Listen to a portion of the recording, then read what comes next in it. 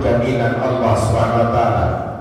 Apakah kita akan dipanjatkan dan disampaikan di bulan Ramadan tahun-tahun yang akan datang, atau bahkan kita dipanggilkan oleh Allah Subhanahu wa Ta'ala sebelum Ramadan itu tiba kembali. Tentu di penghujung Ramadan banyak amalan-amalan yang di penghujung Ramadan yang wajib kita tunaikan, dan amal-amal soleh yang perlu kita tingkatkan.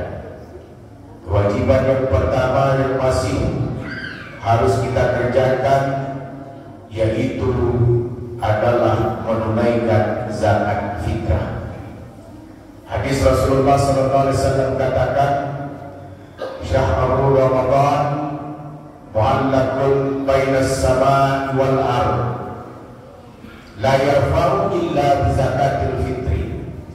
Bulan suci Ramadan ini Allah gantungkan amal-amal ibadah kita antara langit dan bumi, tidak Allah angkatkan kecuali dengan zakat fitrah. Zakat fitrah itu adalah wajib bagi yang mampu, dan itu adalah tujuannya untuk membersihkan dan mensucikan dirinya. Amal soleh ibadah yang kita lakukan selama bulan suci Ramadan belum Allah terimakan itu semuanya. Masih Allah gantungkan antara langit dan bumi, belum Allah angkatkan itu semuanya, kecuali illa bizakatil fitri, kecuali ia menunaikan zakat fitrah. Zakat fitrah itu adalah merupakan suatu kewajiban. Sebagai orang tua wajib mengeluarkan zakat fitrah terhadap anak-anak dan istrinya yang dia tanggungkan. Itulah kewajibannya. Adapun hari ini anaknya pun lahir satu hari berakhirnya bulan suci Ramadan, lahirlah seorang anak.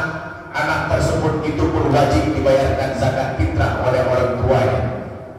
Untuk itu, sebelum Ramadan ini habis dan meninggalkan kita semuanya, dan masuknya hari kemenangan nanti, jangan sampai kita lupa dan tidak menunaikan zakat fitrah tersebut. Apabila itu yang kita tidak kerjakan, amal yang ibadah kita itu akan digantungkan oleh Allah Subhanahu wa Ta'ala. Sebagaimana sahabat Rasulullah yang bernama Utsman bin Affan, di saat khatib itu telah naik mimbar dan mengucapkan di hari kemenangan, di saat itulah Utsman bin Affan katakan kepada Rasulullah, "Ya Rasulullah, sesungguhnya aku telah lupa membayarkan zakat fitrah, dan hari ini khatib sudah naik ke atas mimbar. Bagaimana dengan zakat fitrah yang belum aku bayarkan?" Aku langsung pulang, aku jualkan ontaku dengan onta yang baik dengan harga yang sangat mahal. Lalu uangnya aku bayarkan dan aku merdekakan seorang budak. Apakah dengan dan memerdekakan seorang budak itu, ya Rasulullah, zakat fitrah aku telah ditunaikan? Rasulullah katakan kepada Utsman bin Affan, "Wahai Utsman bin Affan, apabila khatib sudah naik ke atas mimbar, engkau lupa membayarkan zakat fitrah, maka zakat engkau itu tidak ada arti dan maknanya. Nilainya adalah sama dengan nilai orang yang bersedekah dan berinfak, dan engkau termasuk orang-orang yang rugi. Walaupun 100 budak pun engkau merdekakan, walaupun onta yang engkau jual dengan harga yang mahal, dan uangnya engkau berikan kepada budak tersebut, tidak ada nilainya dan artinya itu semua. Sungguh zakat fitrah nilainya sangat tinggi di hadapan Allah Subhanahu wa Ta'ala. Begitulah nilai orang-orang yang menunaikan dan membayarkan zakat fitrah untuk membersihkan dan mensucikan dirinya. Sesama itu juga sahabat Rasulullah bernama Sa'labah. Sa'labah itu adalah orang yang rajin beribadah, orang yang rajin berjamaah, orang yang rajin berpuasa, orang yang gemar bersedekah, orang yang beramal soleh. Dan Sa'labah itu adalah orang yang miskin, sedikit harta yang ia punya, keluarga yang kurang mampu, akan tetapi ia rajin untuk beribadah ke hadapan Allah Subhanahu wa Ta'ala. Setiap saat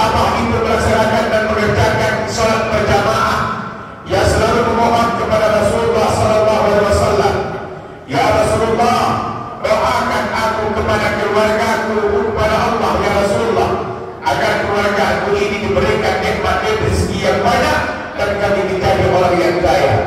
Rasulullah katakan, wahai Sa'labah, syukuri nikmat yang engkau punya dan miliki saat ini. Dan Rasulullah pun tak mau mendoakan kepada Allah agar Sa'labah ini diberikan rezeki dan kekayaannya. Dan ketika itu juga salat berjamaah dilangsungkan, Sa'labah pun kembali menghadap kepada Rasulullah SAW. Ya Rasulullah, doakan keluarga kami ya Rasulullah, agar kami diberikan nikmat rezeki yang banyak. Apabila nikmat rezeki yang banyak itu aku dapatkan, insyaAllah aku akan lebih dekat lagi kepada Allah ya Rasulullah. Rasulullah katakan, wahai Sa'labah, syukuri nikmat yang engkau miliki saat ini. Di salat yang ketiga dan selanjutnya, Sa'labah juga berjamaah bersama Rasulullah SAW. Dan Sa'labah itu menemui Rasulullah SAW. Sa'labah mohon kepada Rasulullah, ya Rasulullah, doakan keluarga kami ya Rasulullah. Kami orang yang tak mampu, kami orang yang tak memiliki banyak harta, kami pun tak memiliki banyak pakaian. Pakaian yang aku pakai hari ini, apabila aku yang memakaikan pakaian ini, istriku di rumah dalam keadaan telanjang. Apabila istriku yang berpakaian, aku pun dalam keadaan telanjang. Itulah karena si miskinnya Sa'labah di saat itu yang memiliki kekurangan harta. Mohon doakan kami ya Rasulullah, mohon kepada Allah agar keluarga kami mendapatkan nikmat dan rezeki dan kekayaan. Apabila kami mendapatkan nikmat yang banyak, akan aku tunaikan sebagian harta kami dan akan aku bayarkan zakat mal, dan aku akan berinfak dan bersedekah apabila itu doa itu dijawab oleh Allah Subhanahu wa taala. Rasulullah sallallahu alaihi wasallam mendengarkan permohonan Sa'labah setelah 3 kali memohon berturut-turut kepada Rasulullah. Rasulullah pun berdoa kepada Allah, ya Allah, berikan Sa'labah ini sebagian sedikit harta, sebagian nikmat dan rezeki itu berikan kepada keluarga Sa'labah, agar Sa'labah itu merasakan bagaimana menikmatnya menjadi orang yang kaya.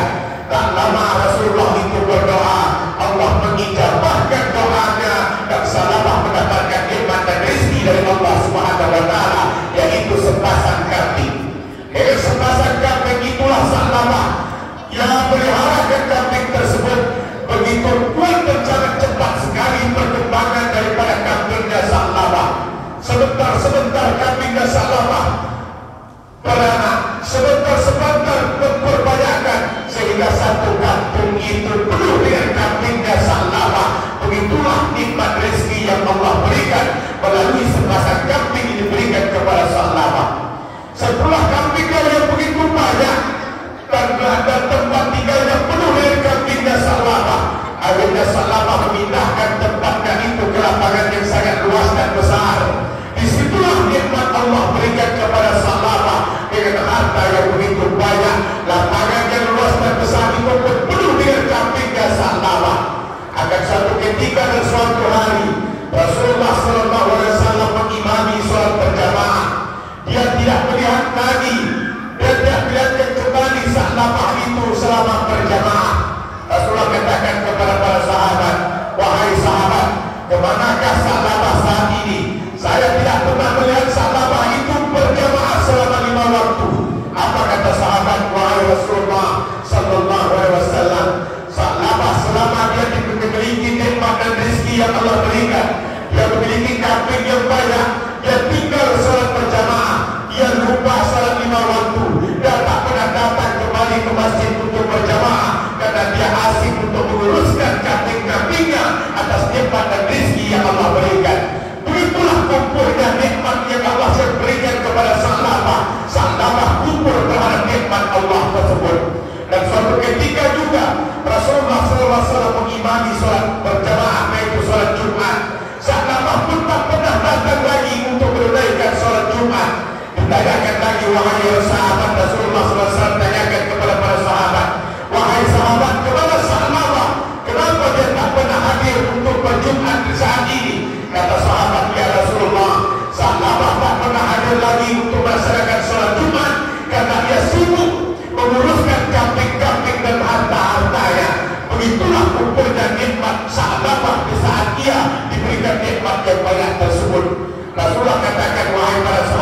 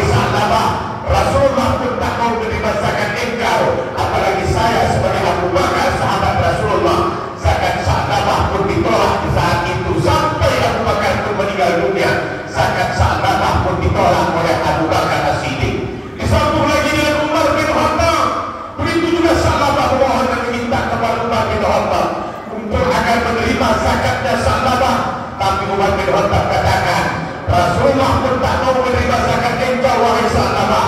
Abu Bakar pun tak mau menerima zakat engkau wahai Sa'labah. Apalagi saya sebagai Umar bin Khattab tentu pun tak akan menerima zakat dari engkau wahai Sa'labah. Sampai pun ke Utsman bin Affan, Sa'labah itu mengadu dan memohon kepada Utsman bin Affan untuk dibayarkan zakat hartanya, tapi Utsman bin Affan pun tetap menolaknya.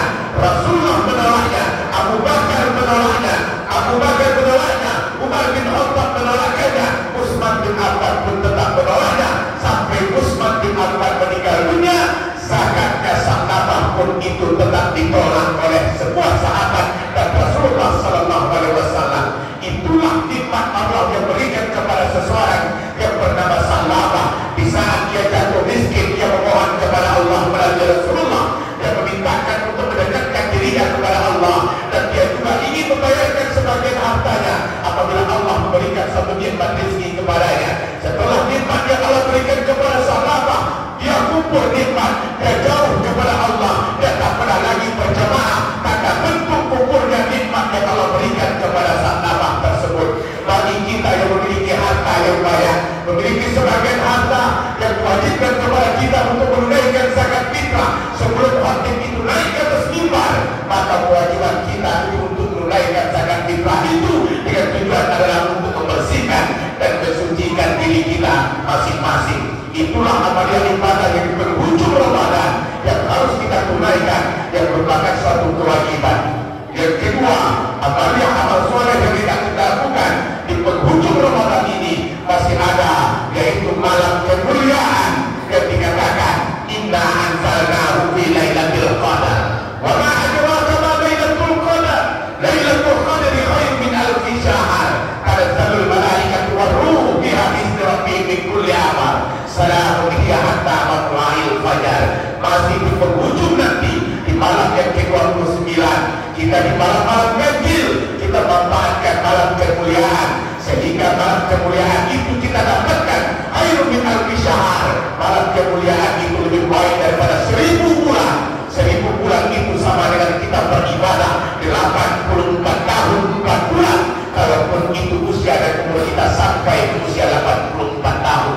Begitulah amal-amal ibadah yang kita perbanyakan di malam kemuliaan itu, dengan melaksanakan qiyamul lail, tahajud, taubat, salat tahajud, salat tasbih, berzikir, membaca Al-Quran, beriktikaf kita, berzikir memohon kepada Allah. Insya Allah kita mendapatkan malam kemuliaan yang kita isi dengan amal-amal ibadah.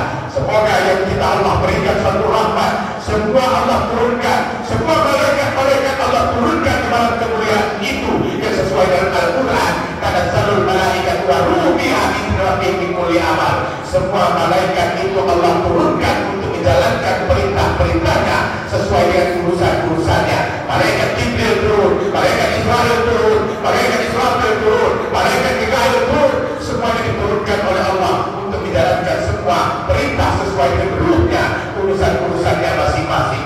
Di saat malam itu diturunkan oleh Allah para malaikat, akan tetapi Allah katakan, wahai malaikat Jibril, wahai malaikat Jibril, sampaikan kepada semua malaikat dan tariklah semua malaikat untuk kembali ke langit, karena Allah lah yang akan memberikan rahmatnya kepada umat-umatnya Rasulullah sallallahu alaihi wasallam di malam kemuliaan itu.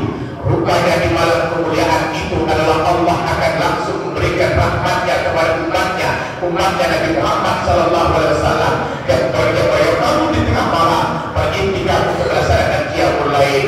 Apa kata Rasulullah sallallahu alaihi wasallam? Wahai malaikat, wahai Rasulullah, wahai Allah, siapa yang akan menyampaikan salam-salam Allah kepada umatku? Rasulullah pun sedih dan menangis. Siapa yang akan menyampaikan salam Allah kepada umatku di saat itu?